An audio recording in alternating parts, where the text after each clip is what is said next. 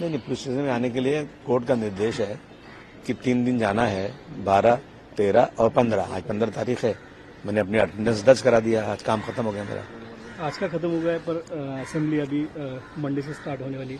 आपने खत लिखा है, इस बारे में क्या कहेंगे? देखिए, अब मुझे हमारे जो मालिक हैं, हमारे बादशाह जो है, हमारे महाराष्ट्र के हमारे जो है फडणवीस साहब हैं, या हमारे जो हैं स्पीकर साहब हैं, अब ये लोग एग्री होंगे तब ना। अगर ये लोग मानेंगे हाँ भाई ठीक है, बगैर किसी गुनाह के पूरे सेशन में मुझे सस्पेंड कर देना, मैं समझता हूँ ये नाइंसाफी है। ये बजट सेशन है, हमारे बहुत सारे इश्यूज हैं जो हमें बोलना था।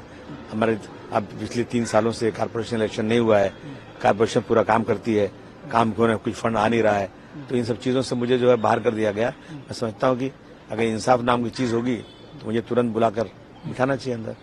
दूसरी तरफ जो औरंगजेब के मुद्दे को लेकर आपके ऊपर महाराष्ट्र में एफआईआर दर्ज हुई है। संजय राउत का एक बयान आया सामने आया। संजय राउत कहते हैं कि महाराष्ट्र की महायुति की सरकार जो है औरंगजेब के सरकार से ही अधिक बुरी है, तुलना औरंगजेब से की है। अभी क्या कहेंगे? मैंने तो तुलना भी नहीं किया, मैंने तो सिर्फ हिस्टोरियन लोग ये बातों को दोहरा दिया, तो मुझे इतना बड़ा वावेला खड़ा हुआ है। आप समझे, मैं समझता हूँ कि अब जो है संजय राउत भाई साहब भी तैयार रहे, शायद इन पे भी एफआईआर हो सकता है।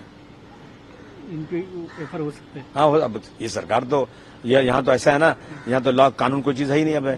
अब जब जो स्पीच एंड एक्सप्रेशन खत्म हो चुका है, इनके मंत्री, इनके एमएलए, इनके एमपी जो चाहे बोले, कोई फर्क नहीं पड़ता। उनके लिए लॉ ही नहीं, क्योंकि जब राजा महाराजा रहते थे ना, तो वो कानून वो खुद बनाते थे। वहाँ कोई संविधान तो था ही नहीं। और अब तो संविधान है, संविधान होने के बाद भी अगर इनके लोग जो चाहे बोले, इन पे कुछ नहीं, और जो हम लोग कुछ बोलते हैं सही चीजें, तो हम पे एफआईआर हो जाए।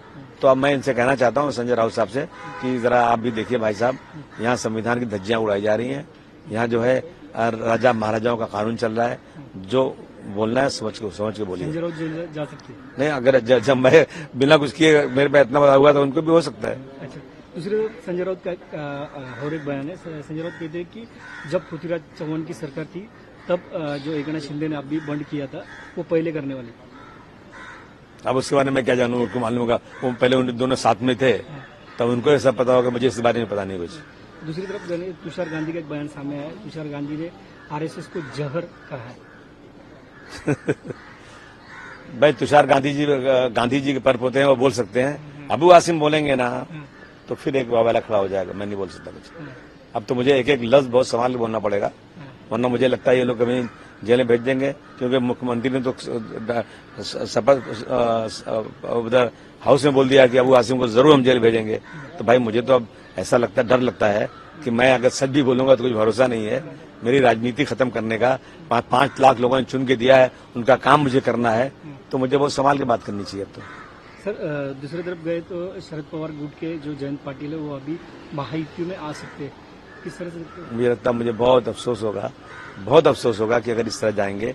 मैं मांग करता हूं कि कानून ऐसा बनाया जाए कि अगर कोई भी आमदार एमपी चुनकर जिस पार्टी से आता है, उस पार्टी को अगर छोड़ता है, तो सच्चाई है कि वो सबसे पहले रिजाइन करे और फिर से इलेक्शन लड़े, उसके बाद जहां जाना हो जाए।